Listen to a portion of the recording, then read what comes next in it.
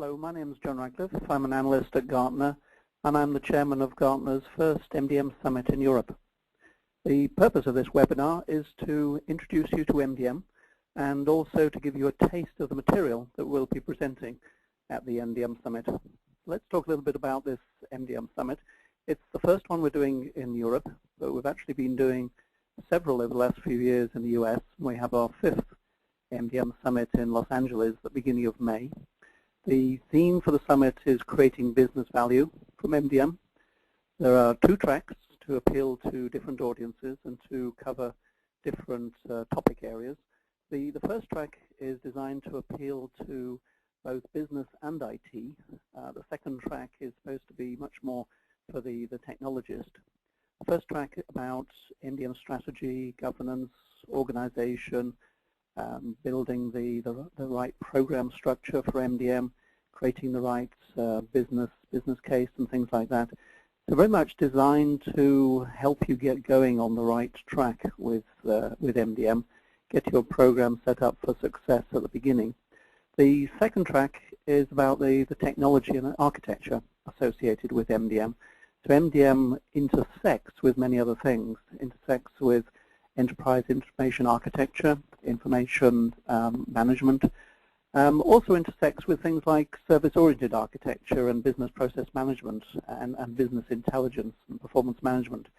So a lot of the presentations in this track are pulling together the different strands and showing how MDM intersects with these different things. It's much more designed for the technologist as opposed to the senior IT or the business person. Be 10 different Gartner analysts, including myself, speaking at the conference, drawn from both Europe and the US, and with specialist areas in a variety of different areas. There will also be end-user organizations giving case studies, and some of our sponsors, the vendors, will be speaking as well and talking about what they're doing in their MDM strategies. So why MDM and why now?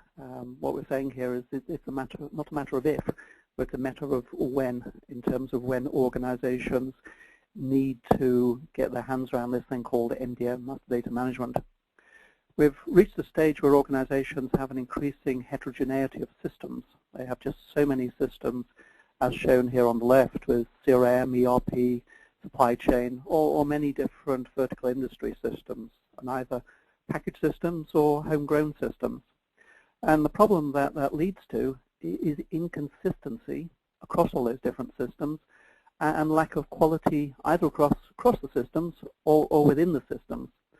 And this is producing a very negative effect in organizations in terms of the overheads it's creating, the inefficiencies and the additional costs it's leading to, and also to lost opportunities. It's very difficult to do something like the single view of the customer so that you can do cross-selling and upselling and retain that customer or give the right customer experience if you don't have this single view. Also leads to great challenges in some industries with risk management and compliance. And when you have initiatives such as SOA, BPM, business intelligence, or performance management, then a lot of what those initiatives are about is connecting a variety of silos, application silos, both on the process side and on the data side, connecting those things together where before there was no connection. And strategically, it's very difficult to do that without a firm data foundation, where there's something such as MDM gluing all this together, tying all this together. So what people are looking for is not what's on the left there, where different people in different functional areas like sales, finance, and logistics are going to different systems and getting quite different answers when they try and deal with this customer of theirs, Acme Limited. They're much more looking for what you have on the right-hand side, MDM underpinning things and helping create this consistent and shared view of the truth, so that everybody is singing from the same hymn sheet and there's a complete and consistent and accurate and timely view of the overall big picture when it comes to, in this case, Acme Inc. So we'd say that MDM is really fundamental Master data is at the heart of both your application architecture, if you think of all the different systems that make up your applications portfolio, and also at the heart of your information architecture. So what is master data, and what kinds of master data are there? Master data describes the core business entities of the organization. If you think about your organization, whatever industry it is, then it's got some core business entities that all the processes, all the IT systems, all the business intelligence effectively revolves around and focuses on. The classic ones, the biggest ones that people typically focus on, are customer data, and product data. But then there are other areas such as supplier data, person or employee data. In asset-intensive industry, they'll be very interested in managing asset data and having single view of assets across the organization. And then there may be also location or site data that is of interest, and can be chart of accounts, financial data, financial ledger data. So depending on your industry, you're going to have a different requirement. If you're a service industry, then very much the initial focus, the big focus is probably going to be on customer. If you're a product-oriented industry, if you're something like manufacturing, then you're probably going to say, well, the biggest issue we have at the moment is product data in the supply chain, and there's a buy side and a sell side to the product data. And then we have a big issue with supplier or vendor data, where we're buying these materials and components from. And then, yes, we deal with business customers, and we have business partners, and yes, we need to get that under control as well. So it very much depends who you are, what the balance is across the in terms of your MDM strategy. And you can group these different kinds of master data, these different data domains, as we call it, into what we call data provinces. So, for example, you could group customer, supplier, and person data, master data together in terms of party relationships or a party data model, whereas things like products and assets are really instantiations of thing master data, and then place location is to do with places. So different kinds of master data, relevant to different people in different ways, but all of it comes under this umbrella term of master data management. So what is master data management, and how do we at Gartner define that? Some keywords in here. One keyword takeaway immediately is discipline. It's a discipline. It's a way of doing things. We don't rush out and say this is all about technology. We do say that it's a discipline that's technology enabled. Whenever there's a degree of complexity or volume that you're trying to deal with, and technology is very useful in handling that and coping with that, and that's very true of MDM. But it's not just about technology. It's a discipline, it's a way of doing things within the organization in an ongoing fashion. A lot of this is actually about people and processes and organization, and overcoming the politics with a small p in the organization. So it's a discipline that's trying to get business and IT in different shapes and forms in different parts of the organization to work together to ensure the uniformity, accuracy, stewardship, consistency, and accountability of those official shared master data assets, those different core business entities that we were talking about on the previous page. So who's interested in this, and who's already doing a lot of things with MDM? This is what we call an MDM industry adoption heat map. So down the left-hand side, we have a selection of different industries, and then across the top, we have those different master data domains that we talked about. So when you look at what's hot, what's red on this chart, you find that the customer or citizen, as it would be referred to in the government area, that domain is really a lot happening. There's a lot happening across a lot of different industries. Discrete manufacturing, for example, life sciences, where the focus is the physician or the healthcare professional, retail, particularly focused on the consumer, financial services in different shapes and forms in banking and insurance and different sectors of those, healthcare, single view of the patient, government, single view of the citizen. And then the next area that's hot as well is this product area, and that's split into the sell side and the buy side, selling of finished products and the buying of materials and components. And there you find on the sell side that different kinds of manufacturing and life sciences and financial services and communications have done a lot and continue to do a lot with on the sell side, but there's been less activity on the buy side.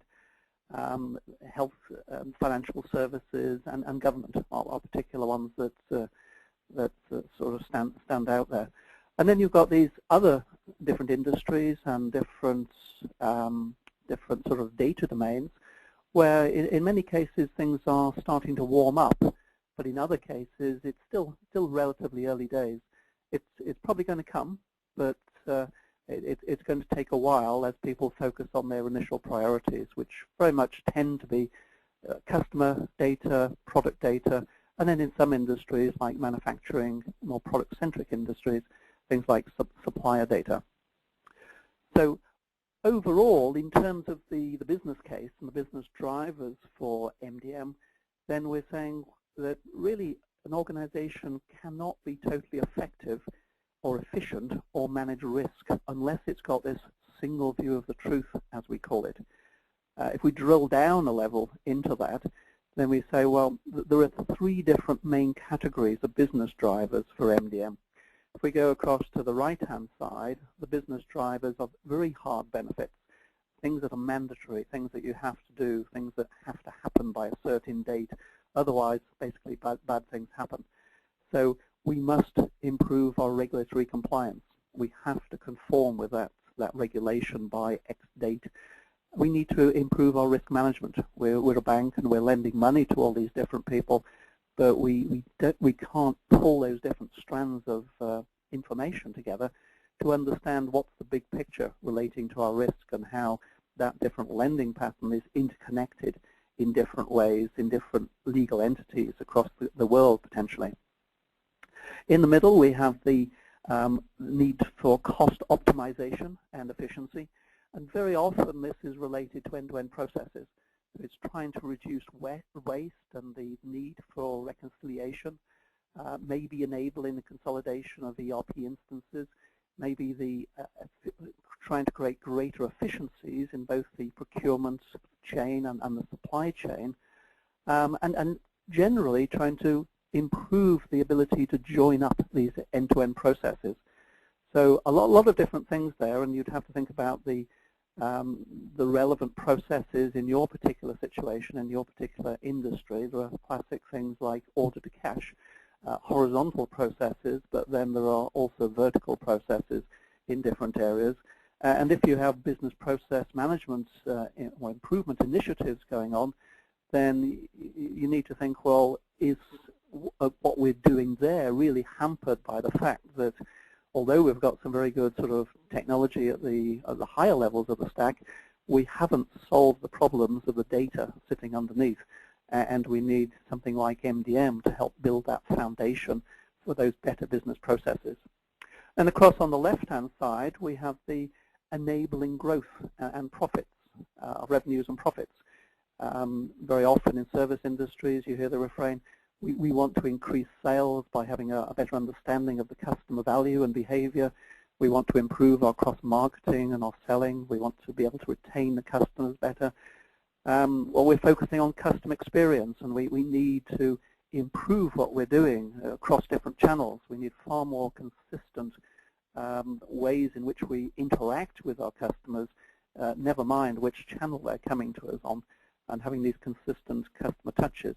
Or it may be that your company's planning an acquisition. It's in mergers and acquisitions territory, and it wants to be able to leverage that acquisition and the acquired customer base as fast as possible.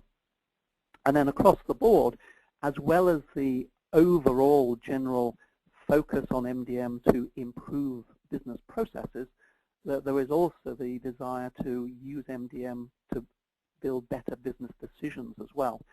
So not just on the operational side of the house, but also on the analytical house, there can be heterogeneity. There can be all these different data marts and data warehouses, different data sources, and hence the business intelligence framework and the performance management capability of the organization may be hampered by the fact that there are all these different sources and different reports and different analyses give different answers. And that's taken to the management meeting, and the boss is saying, hey guys, get your act together. We need to have consistency here across the different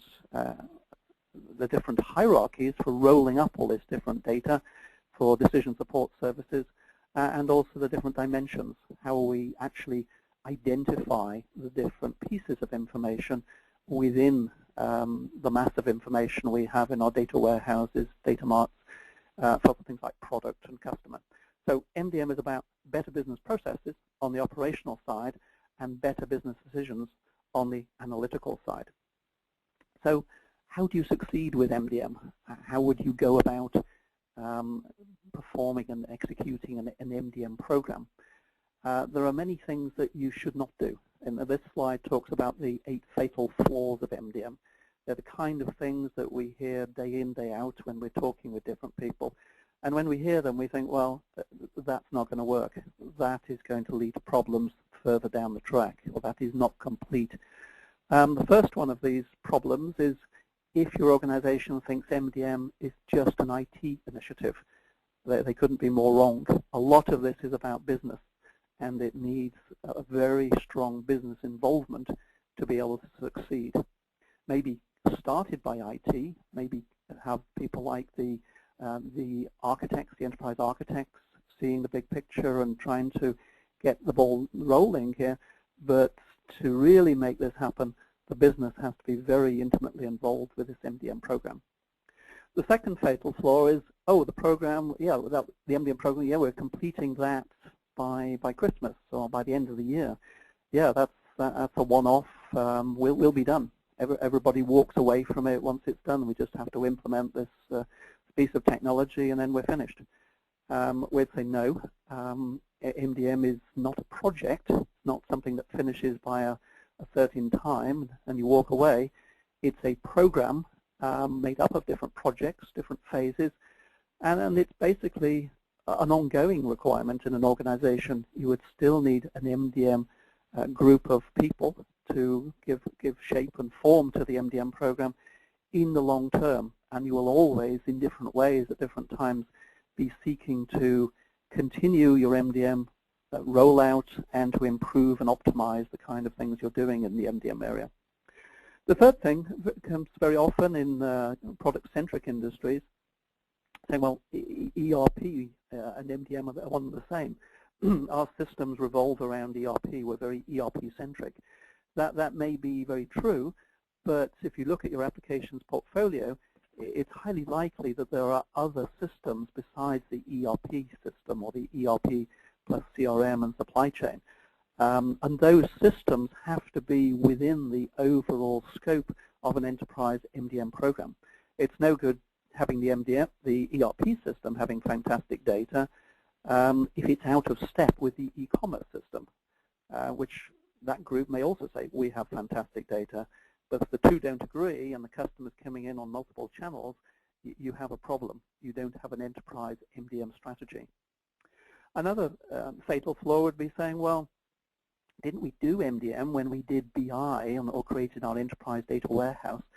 We'd say, well, yes, to some extent you did a lot of the right things when you did the design for that enterprise data warehouse, and you created this, in many ways, a single view of the customer and the product, but that was really for the analytical world. It was not for the operational world. And you now need to take some of those learnings and make this happen in real time and across those different operational systems, and to enable these new initiatives, things like SOA and BPM that are happening in the operational world. It's not good enough to just have this capability sitting in an offline data warehouse. And then there are a variety of other things that we can go through in more detail at the conference. When people come to us and say, well, okay, starting the MDM program, where do we start? Do you have frameworks and best practices for helping people succeed with MDM? We say yes. We have this framework called the 7 building blocks of MDM. This is the place to start, in our view. You need to start by creating the MDM vision and ensuring that that vision is very well aligned with the business vision in the organization. You need to work on the MDM strategy and in terms of both the scope of the strategy, what the work you're going to do, and then also the roadmap. How are you going to implement this over time, and what's the prioritization of the different initiatives? You're going to need a set of metrics for MDM at both the beginning when you're building the business case, and we leverage a generic Gartner framework called the Gartner Business Value Model to help build a business case. A lot of our clients have found that very useful in overcoming that particular hurdle when it comes to an MDM program. And then you also need to be able to measure the success in an ongoing fashion. Are we on track? Are we off track? Unless you've got metrics, you don't really know, or it's very subjective. There's no objective measure of the return on investment. And then in the middle of this framework, we have a set of things that are related to people and processes and organization. Particularly, we have a building block around governance. A lot of what MDM is about is getting different groups within the organization and different personalities to agree on how they work together and who does what. So the heart of a governance structure is a decision rights matrix. And then that has to be given physical form in terms of the organizational roles and responsibilities. Who is going to be the data steward for this? Who is going to be the data steward for that? Who is going to take responsibility for this and take responsibility for that? And then you have a set of processes around the life cycle of that particular master data domain. And that needs to be thought about, and it needs to be made so it fits together. And then it's supported by different roles and responsibilities. And then last but not least, technology. Technology is important, but it's effectively an enabler for the strategy and enable the people and the organizational roles to do their job in the context of an overall MDM program. So we'd say for success, you need a business-driven approach, and you also need a holistic approach to MDM. If we look at the software market out there, who can provide technology, packaged technology to help you with MDM? The good news is there are lots of different people in the market, lots of different vendors who are putting up their hands and saying, we do MDM, we've got this MDM product, or we've got that MDM product. The bad news is that there are lots of vendors, and they're not all different, they're not all the same. And once you start sort of getting past the first level of marketing, where they say, yes, we do MDM, we've got a great MDM product, you find very quickly that these are not all the same. They do have different strengths and challenges. Some of them are very good in, say, managing product data, but they're really not interested in getting into the market for managing customer data. Others would be very strong in the customer data area, but then say, well, yes, we can do some product data, but we don't have a lot of experience with it yet. And congratulations, you may be our first customer here, so we'll design it together. If you're feeling brave, that might be appropriate. If you would look for something more mature, then maybe that's not appropriate.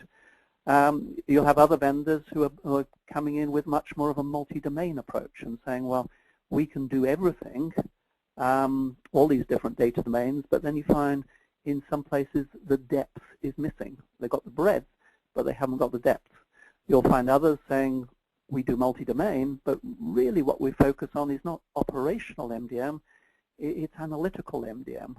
So yes, if you've got an requirement there, that could fit the bill, but if you wanted something that was sitting at the heart of your operational applications portfolio, then probably not the best fit for your requirement.